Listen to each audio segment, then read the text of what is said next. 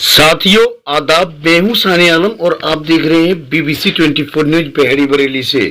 चरित्र नव निर्माण आध्यात्मिक प्रदर्शनी हार्दिक निमंत्रण। यदा यदा ही धर्मस्य ग्लानिर्भवति भारत अभ्युत्थानम धर्मस्य तदात्मान्य सृजमाय हम। साथियों, आज मैं बात कर रहा हूं उत्तर प्रदेश के जिला बरेली के तहसील पहेड़ी की। अज्ञान अंधकार का विनाश एवं ज्ञान प्रकाश का प्रादुर्भाव करने के लिए परमात्मा का अवतरण होता है। परमात्मा शिव हम सर्व आत्माओं के परम पिता हैं। सर्व धर्म के लोग परमात्मा के निराकार ज्योतिर्स्व स्वरूप को किसी न किसी रूप में मानते हैं। भारत में इसे शिवलिंग के रूप में मानते हैं। इस्लाम धर्म में इसे नूरे इलाही कहा जाता है। ईसाई लोग इसे गॉड इन लाइट के रूप में याद करते हैं। श्री गुरु नानक देव जी एक ओमकार सत्य श्री अकाल का हम शिवरात्रि तो मनाते हैं, लेकिन क्या हम जानते हैं कि शिव परमात्मा हमारा कौन है? उनसे हमारा क्या संबंध है? क्या आप अपने बारे में जानते हैं? आप कौन है?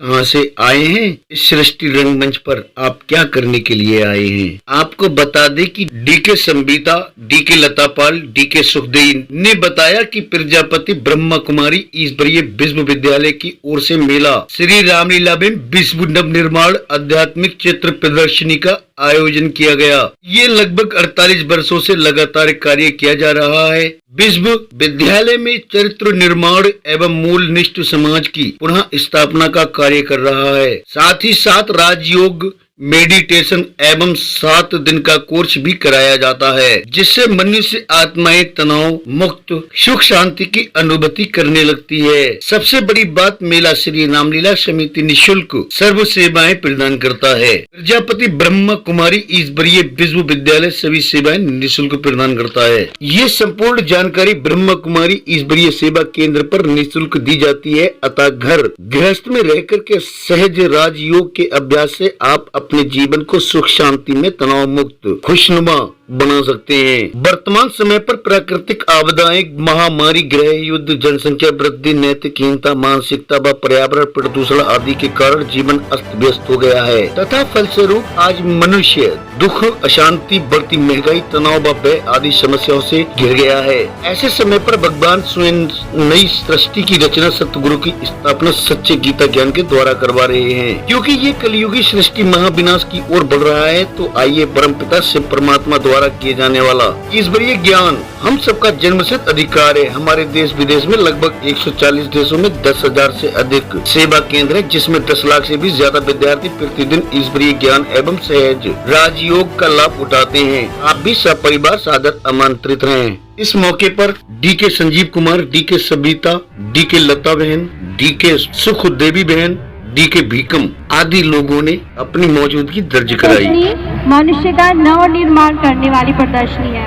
इस प्रदर्शनी में स्वयं का परिचय दिया जाता है, तो स्व परिचय से स्व परिवर्तन होता है और स्व परिवर्तन से सारे विश्व का परिवर्तन होता है। तो सबसे पहले ये समझाते हैं, जैसे इस चित्र में दिखाया गया है, स्वयं की पहचान की हमारी वास्तविक पहचान क्या है। जो हमारा शरीर है वो हाड़ मांस का बना हुआ पुतला है। इसमें जब आत्मा प्रवेश करती है तब ये जीव आत्मा कहलाता है। तो जैसे हमारा शरीर 5 तत्वों से मिलकर बना है, आत्मा भी 3 सूक्ष्म शक्तियों से मिलकर बनी है, मन, बुद्धि और संस्कार। अब आत्मा है तो आत्मा इस शरीर में रहती कहाँ है? तो देखिए, आत्मा का निवास स्थान है यहाँ मस्तक भ्रुकुटी के बीच में। तो उसके भी बहुत सारे कारण हैं। जैसे देखिए, गाड़ी होती है तो उसमें जो ड्राइवर की सीट होती है वो फिक्स होती है। तो ऐसे ही आत्मा का जो ये शरीर है, तो उसका जो ब्रेन है वो शरीर का कंट्रोल रूम होता है। तो आत्मा जो कंट्रोलर है वो कहाँ रहती है? यहाँ मस्तक भ्रुकुटी के बीच में। तो जैसे गाड़ी ड्राइवर को, जो ड्राइवर है वो गाड़ी को कंट्रोल करता है, ऐसी आत्मा रूपी ड्राइवर इस शरीर रूपी गाड़ी को कंट्रोल करती है। आत्मा के पिता कौन है? तो इस चित्र में समझाया गया है, आत्मा के पिता परमात्मा है। तो जैसे आत्मा ज्योतिर्बिंदु स्वरूप है, तो उसके पिता भी कैसे हैं? स्वरूप में ज्योतिर्बिंदु स्वरूप है। तो ये सभी क्या है? परमात्मा के 32 गुण हैं। जैसे हमारा परिचय हम दे सकते हैं, तो ऐसी परमात्मा के साथ है। तो वो अपना परिचय स्वयं ब्रह्मा मुख से देते हैं कि मैं ज्योतिर्बिंदु स्वरूप है। जैसे जानवर का बच्चा जानवर की तरह, पंक्षी का बच्चा पंक्षी की तरह, तो ऐसे ही आत्मा के पिता परमात्मा में रूप में कोई हजारों सूर्य से तेजोमय नहीं है, बल्कि उनका स्वरूप अति सूक्ष्म ज्योतिर्बिंदु है। मनुष्य जीवन का लक्ष्य क्या होना चाहिए? जैसे देखिए, अगर कोई अच्छा काम करता है तो कहते हैं ये तो जैसे देवता है, और कोई बुरा काम करता है तो उसको कहा जाता है राक्षस। तो उसको देवता या राक्षस की अवधि किस उपाधि किस मिली? उसके कर्मों के आधार से।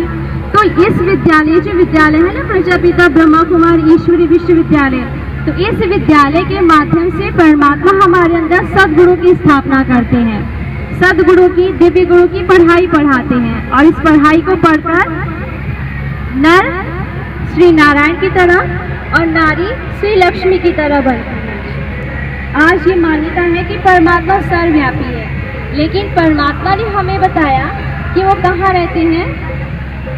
जैसे कि हम आरती में गाते हैं, तीन लोक के स्वामी, तो देखिए दुनिया वास्तव में तीन ही होती है, इसके अलावा कोई चौथा लोक नहीं है।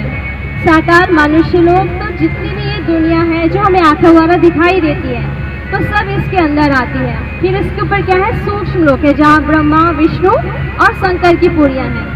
तो ये हिंदू धर्म में ही नहीं, इस्लाम में भी और क्रिश्चियन धर्म में भी मान्यता है कि खुदा के तीन पैगंबर हैं जो भगवान के कर्तव्य को, स्थापना पालना और विनाश के कर्तव्य को करते हैं। फिर इसके ऊपर ना हमारे पास स्थूल शरीर होता है और ना ही सूक्ष्म शरीर होता है।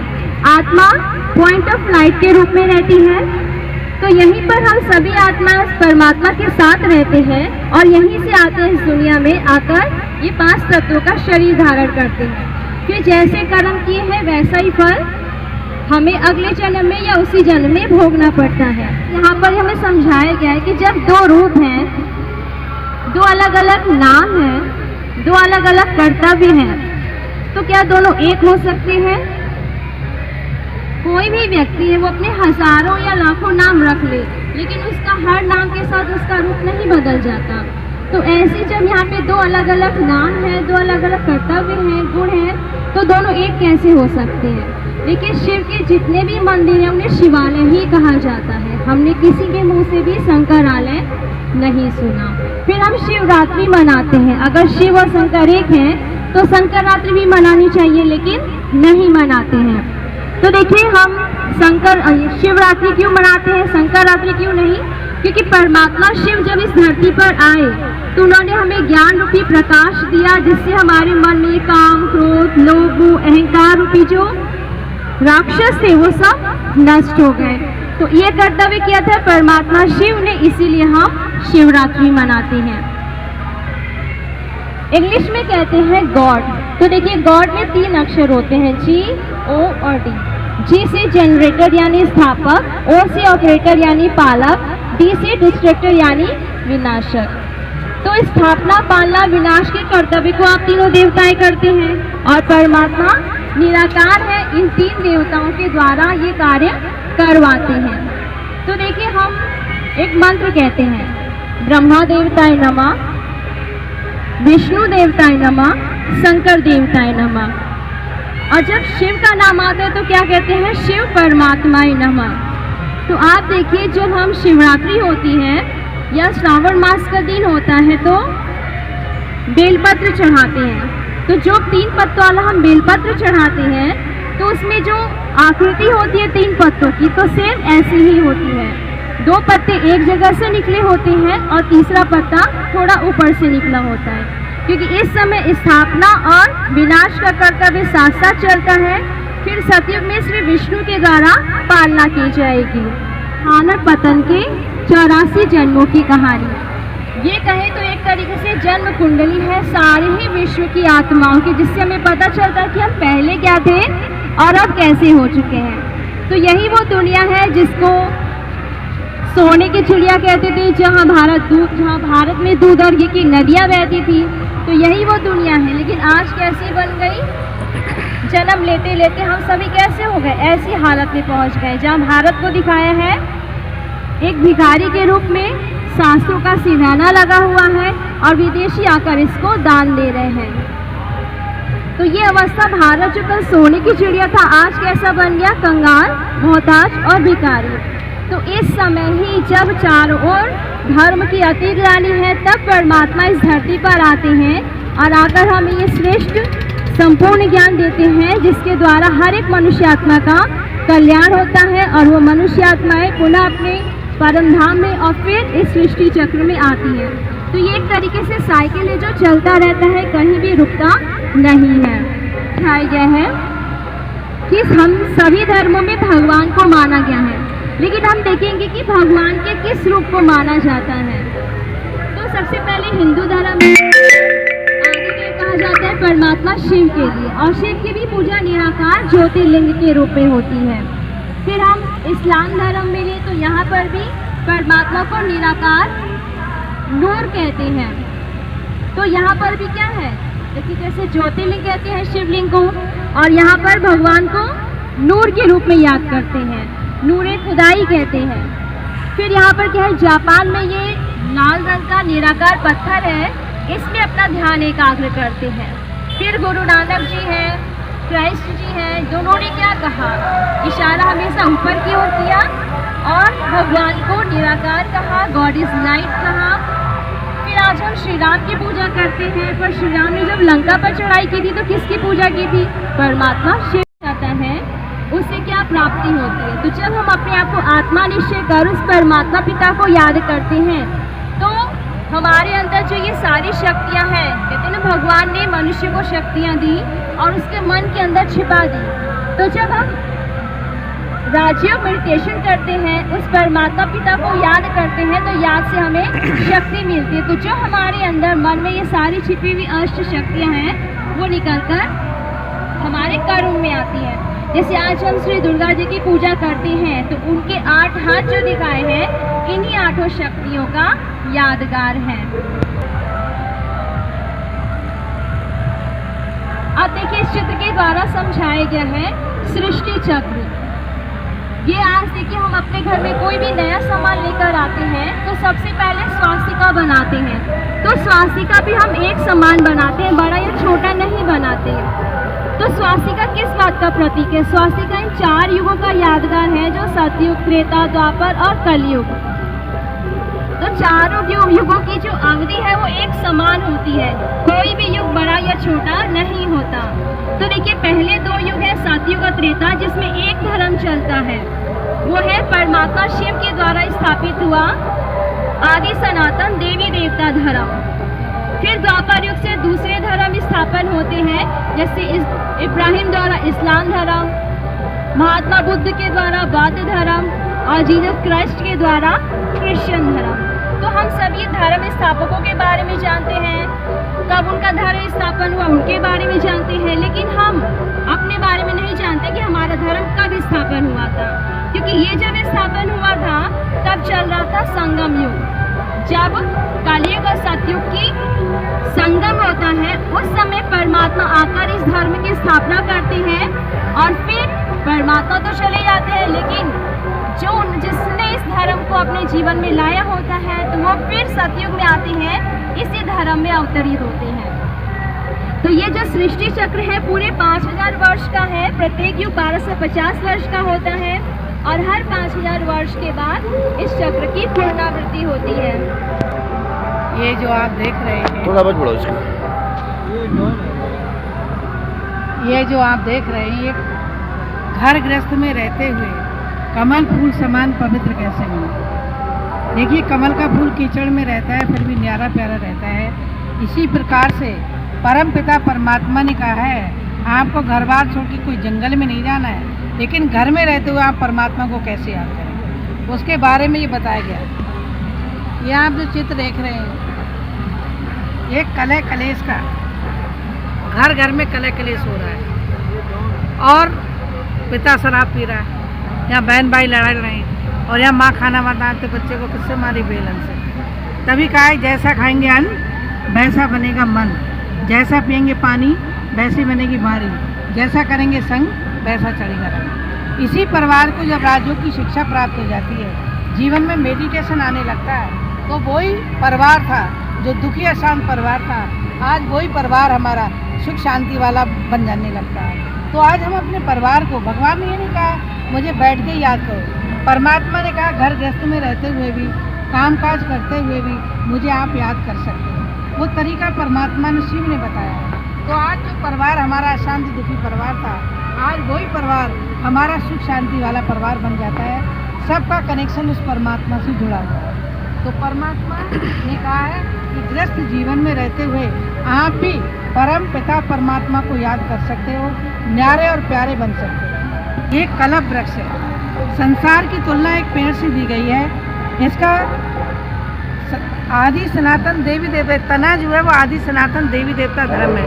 टहनियाँ अनेकानेक धर्म वाली हैं। जब ये सारा संसार जड़ी भूत अवस्था को प्राप्त कर लेता है तो परम पिता परमात्मा शिव सृष्टि पर आके पुराने से नए वृक्ष की कलमें तैयार करते हैं। तो पुरानी सृष्टि से नई सृष्टि की कलमें तैयार हो गई, तो बंद हो गया, जन्म लेती है।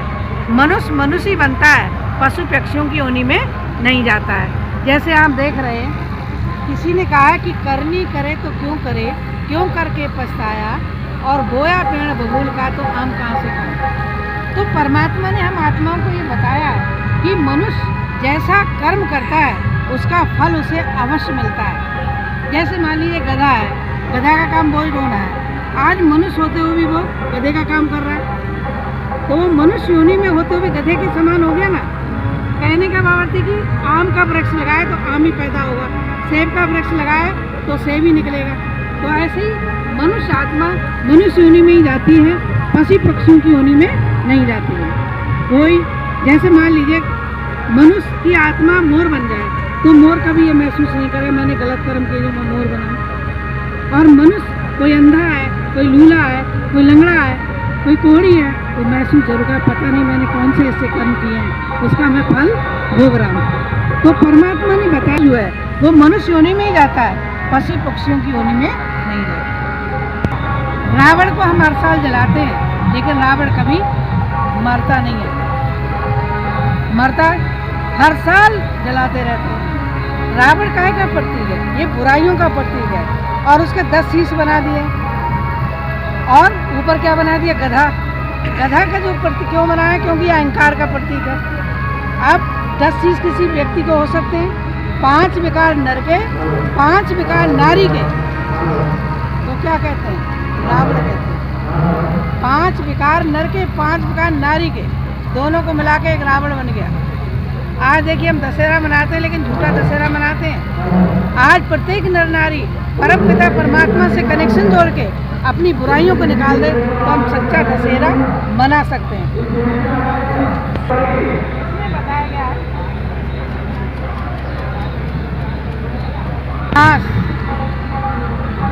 आज हमारे शास्त्र वाली कहते हैं कि कलयुग तो अभी बच्चा है, लेकिन परमात्मा ने बताया है कलयुग बच्चा नहीं है, कुछ समय के लिए बचा हुआ है। क्योंकि सृष्टि बिल्कुल तमो प्रधान हो चुकी है। काम, क्रोध, लोभ, मोह, अहंकार से ये कलयुग हाथ से करा है, बूढ़ा हो चुका है। ये सृष्टि को चलाने के लिए ऑक्सीजन दिया जा रहा है, इसका कोई भरोसा थोड़ी होता है। फिर क्या दिखाया है? कुंभकर्ण जो आज फूक गया, दाह संस्कार हो गया कुंभकर्ण। कुंभकर्ण को कहते हैं 6 महीने सोता था, 6 महीने जागता था। कुंभ माने घड़ा और कर्ण माने कान, कुंभकर्ण। परम पिता परमात्मा ने जो ज्ञान दिया तो आज हम सब कुंभकर्ण हो गए, अज्ञान नींद में सोए पड़े हैं। परमात्मा सावधान कर रहा है, देखिए कि आप अज्ञान नींद से जाग जाओ। बहन जी ज्ञान सुना रही हैं, लेकिन हम क्या कर रहे हैं? एक कान से सुन रहे हैं, दूसरे से निकालते जा रहे हैं। तो हम सब क्या होगा? कुंभकर्ण। सब कुंभकर्ण की नींद में सोए पड़े हैं। तो परमात्मा सावधान करता है, यह माँ विनाश सामने खड़ा है, अब अज्ञान नींद से जाग जाओ। तभी किसी ने कहा कि भगवान ने भाग बांटा था, तो क्या सो रहे थे? तो परमात्मा प्रैक्टिकल में इस समय भाग बांट रहा है। हम जितना लेना चाहें अभी ले सकते हैं, अभी नहीं तो कभी नहीं। अभी नहीं तो कभी नहीं, अभी नहीं तो कभी नहीं। यही समय भगवान जो भाग बांट रहे हैं। ओम शांति।